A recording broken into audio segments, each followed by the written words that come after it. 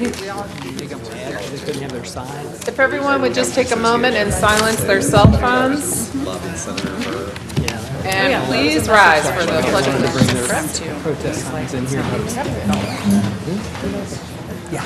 I pledge allegiance to the flag of the United States of America and to the republic for which it stands, one nation, under God, indivisible, with liberty and justice for all.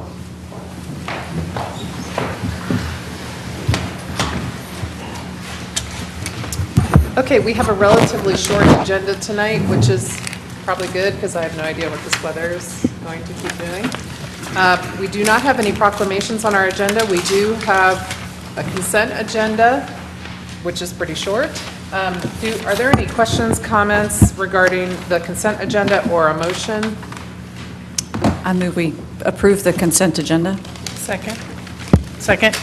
Okay, I have a motion and a second. Is there anyone wishing to comment on the motion to approve the consent agenda? All right, seeing none, all those in favor, please say aye. Aye. Any opposed? All right. The next, and the mass exodus of the staff now. We have one item under presentations and reports, and this is the council strategic priorities update, but this is a written presentation only, so there is a hyperlink on the agenda if anyone would like to review that. I have one public hearing item on our agenda, and that is a public hearing to consider the permanent closure of an unnamed alley between 7 and 19 Austin Avenue, and McCrae Coates is here to tell us about this alley, which is a different alley. Good afternoon, Mayor, City Council. My name is McCrae Coates. I am the interim Streets Division Manager. Appreciate the opportunity to come out tonight to talk with you about this permanent closure request that we've had. So just to get y'all acclimated, the closure is located off of Austin Alley between 7 and 19, which is just east of Merriman Avenue. And it goes from Spears Avenue, Austin Alley does, down to Coleman Avenue to give you the general area within the city. The petitioners are Mark and Melissa Essig, who own 7 Austin Alley, and David and Nancy Stainback, who owns 19, who made this request. We have reached out to the city, all city departments, along with the local utilities, and had no objections to this. Also went forward to the Multimodal Transportation Committee, who approved this motion. So at this time, we would request that y'all approve the closure. Does anyone have any questions before I open the public hearing? Okay, thank you. I'm going to open the public hearing. Is there anyone wishing to comment on the closure of this alley? Don't feel like you have to, but you can. Okay, yes. I'm Melissa Cole-Essig. I'm one of the owners that petitioned, and you all have the recommendation of the Streets Department.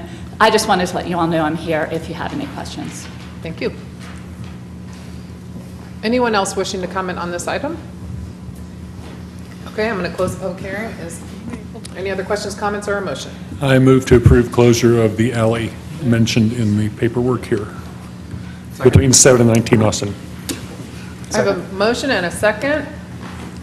All right, all those in favor, please say aye. Aye. Any opposed? Thank you. That concludes our public hearings agenda. Under new business, we have the fees and charges, and Tony McDowell is going to present this one. Good evening, Mayor, Council. Tony McDowell, Budget Manager.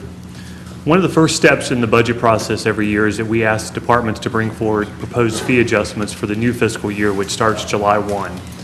Those adjustments are reviewed by budget staff in the City Manager's office, and then a package of fee changes is then brought to the Finance Committee and to City Council for approval. The fee packet before you tonight was reviewed by the Finance Committee at its meeting in February, and we're recommending approval of all the fees that are in the packet tonight. And I'll just give you a brief summary of the fees. In the general fund, there are several what I would characterize as small adjustments to fees in the Public Works, Transportation, and Development Services departments. There's some fees being added for a city-owned property at 14 Riverside Drive that it will be new and operational in FY18. And those are fees to rent out that property if folks in the community would like to rent that space.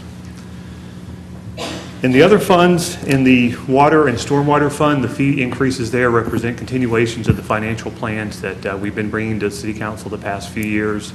The rate adjustments in the water fund are a continuation of what we've seen. Residential rates will be going up by 1.5% next year. In the stormwater fund, it's again a continuation of that financial plan with fees going up by 5% in that fund. There's also some minor adjustments in the transit fund. In the parking fund, the fee adjustments there are the ones that were proposed and reviewed by City Council at a previous meeting for the garages and some of the on-street permitted parking, and also the surface lots. And then there's some minor adjustments in the U.S. Cellular Center Fund as well, and one of those being the addition of a special event parking fee that will be applied when there are events going on at the center, and that will be an additional $2 that will be added on to the parking rate, and that money which will then be used for maintenance at the Thomas Wolfe Auditorium. So again, it's a fairly minor package of fee adjustments this year. All the changes would go into effect on July 1. We like to bring the changes to City Council early in the process. It allows staff to begin communicating out to citizens what those changes are going to be prior to them taking effect. And it also allows staff to build in any additional revenue from those proposed fee increases into the upcoming budget that we will be bringing you in May. So that concludes my presentation. We have some staff from departments here if you guys have specific questions about those fees. The only thing I would ask is on the 14 Riverside Drive is maybe in a year or a year and a half after the building is up and running, if we can come back and look at those rates, because I think it was a bit of a guess as to what would be appropriate, and so I would just like to hear back from city staff in, some reasonable period of time afterward to just evaluate that. Okay. I have two questions that have come up since the Finance Committee meeting, and I don't need the answers immediately, but one is with the new parking meters, we're going to be able to extend the meter hours into the night because the new meters can be checked after dark because they have a light on them. And I wonder if we're going to have any kind of estimate of how that will increase parking revenues, if we add a couple of hours in the evening. And again, I don't expect an answer now, but I'd like to know at some point. And I don't know that we're going to have those meters replaced before the start of this fiscal year. And again, that isn't an answer I need. The other question that a constituent asked about the special rates for the parking decks, I had a complaint from a person who went to park during SoCon during the day and had to pay the special rate for a 15-minute or half-hour office visit, and there weren't any games until night. And I wondered how we decide to charge a special rate all day when the event is at night. Were those rhetorical, or do you want? They're kind of really rhetorical, I think. Okay, yeah, we're not, I want to know at some point, but I don't, yeah. Well, for Southern Conference, there were games throughout the day, Thursday, Friday, Saturday, and Sunday. Yeah, I Monday think was that the only person's day email that there was was only a saying night game. Oh, because I went and checked a calendar and it didn't show the daytime games. Maybe because they were practice or something? No, they The had, SoCon calendar, yeah. Their practice, Sam's nodding, Men's versus women's. Two Okay. different calendars. yeah.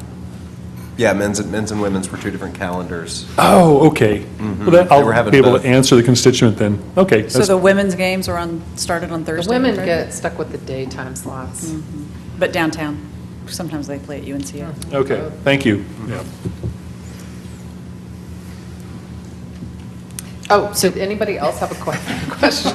Wait, don't run away. Okay, good. Did you have a question? Otherwise, I thought you were, anybody here? Okay, so I need a motion to approve this, and then we can open it up for comments. So moved. Second. All right, I have a motion and a second. Is there anyone wishing to comment on the motion to approve the 2017-18 fees and charges? Okay, all right, all those in favor, please say aye. Aye. Any opposed? Everyone must think we're about to have a blizzard or something. So Moving this along. Boards and commissions, it's to the vice mayor. So we have one opening on the boards and for the Homeless Initiative Advisory Committee, and it's a specific requirement that the person either, that they be directly affected by homelessness, whether they're currently homeless or previously. And so we have a recommendation that Randy Stout get appointed to that opening. So I would make that motion. Second? All those in favor? Aye. Aye. Any opposed? Okay. Okay, that concludes our agenda. Before declaring this a record setter. Yeah. Yeah, well, we have public comment, so the first is D. Williams on my list, and you'll have three minutes, please state your name. Thank you, Madam Mayor, members of City Council, ladies and gentlemen. My name is Dee Williams. I live in Kenilworth, and I am here in support of, or I don't want to be against anything, but I certainly want you, when the police department asks for $1 million, to, first of all, get appropriate data. You know, you don't ask, resources are finite.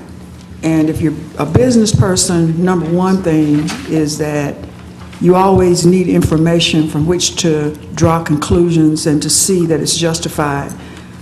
It looks like you've got a 1% increase in crime, and those are about the only data that we've been given.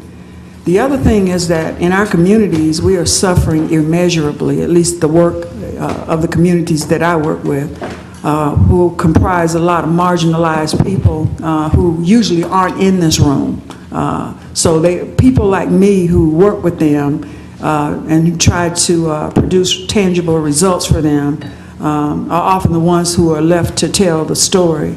But there are a lot more ways that we can use that $1 million than putting it into a police department. I do urge you also to put Ian Mance, the a criminal justice attorney from the Southern Coalition of Social Justice, Cecil Bothwell, Councilman Bothwell, and also Councilman Mayfield on the Public Safety Committee. Did he hear a request from us, I think it was last month, in reference to Mr. Mance. Mr. Mance has low-cost, no-cost ways that are proven by police departments, and I would hope that you would put him on a session where full council could hear his recommendations, and also the police data that has been gathered on stop, search, and uses of force, particularly as it concerns African Americans.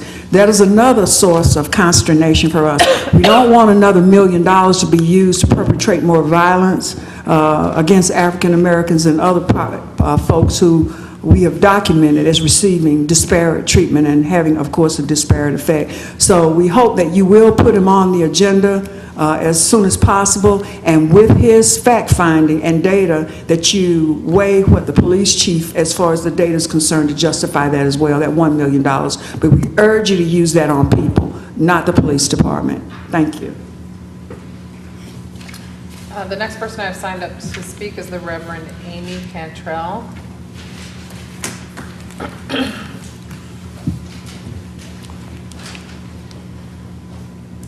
Good evening, council members. I'm Amy Cantrell. Beloved Asheville has a homeless voice project, and I am so happy that you unanimously elected Randy Stout to serve on the Hayek Homeless Initiative Advisory Committee. He's a part of that project, which is aimed at empowering homeless people to amplify their voices in public policy decisions that affect them directly, and also to create new initiatives that support and help the homeless community that they themselves run. And so thank you for that. Very much appreciate it. And he's an incredible guy, and I know he's going to make a great contribution to that committee. I'm also here to talk about the budget, and was happy to be in the budget work session today and hear your priorities. And I, too, am here to ask that you spend $1 million on the people and not increase policing. I believe that increasing our police department will have disparate outcomes for people of color, for people without homes and people living on a low income. We know this by the data, as Dee has said. We also know that increased policing leads to higher jail and prison populations, which consequently weakens the community and strains budgets for years to come. Increased policing means that our city becomes less safe for those of us without papers, threatening the safety and sanctity of families. So I want to call on the council to be forward-thinking, community-minded by investing that $1 million in the people. $1 million can be dedicated to long-term solutions that make the community stronger, solutions that will lift up fellow community members living in poverty, solutions that will positively change the state of Black Asheville by investing directly in the Black community for Black-owned business creation and resources for jobs and housing that the community itself controls. These solutions will also support our Latinx community in creating a sanctuary city. If we invest $1 million into our public transit budget, for example, we could be creating access to jobs and health care, child care, groceries, recreation, and other resources that are life-changing. We believe that Asheville deserves something better than over-policing. We believe that the community wants a deeper investment in the people. And there are lots of creative ways I believe that we can invest that money into the people that actually creates a safer community, because I personally believe that community is what keeps us safe. Thank you. Thank you.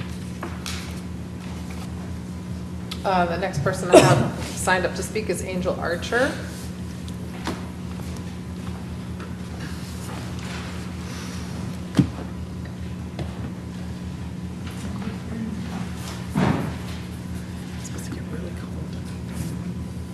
Does the microphone work here? Do I speak into it? Is that this one?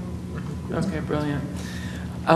So I'm also here to support the $1 million for the People campaign, and I'm here to ask that when the police request the budget increase, the $1 million budget increase, that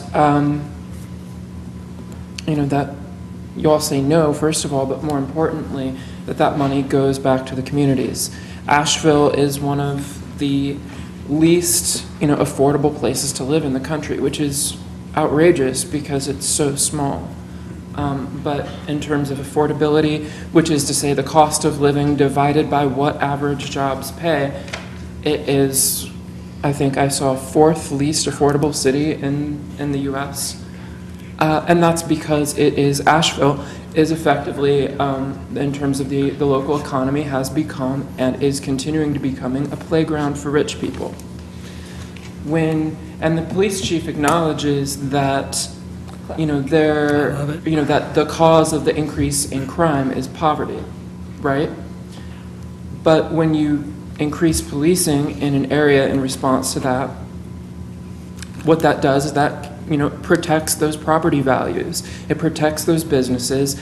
It makes it so that the problem, the inequality that is producing the crime, continues. So we say that by supporting the community, supporting housing, getting affordable housing, getting higher wages, better access to transportation and so on, that we're going to see a much more drastic decrease in crime than if you increase policing, which will just exacerbate those inequalities which already exist and lead to more crime. So $1 million for the police is $1 million for inequality, for crime, and we want to see it go to the people. The next person I have signed up to speak is Susan Mitchell. Do you have another sheet for me? Susan Mitchell. Going along. And then the next person I have is, Jill. Last Pender. Joe, not Jill. I appreciate y'all letting me speak. I'm here to speak to you about WNCAP, the Western North Carolina AIDS Project, and their needle exchange program. What's going on over there is criminal. They're handing out needles to underage teenagers. People are doing drugs in the parking lot. They have kicked me out of there because I disagree with what's going on. I was a member there for 17 years. I was in the trenches volunteering for that place long before anybody of those people ever came. I've seen this with my own 2 eyes. Drug deals in the parking lot.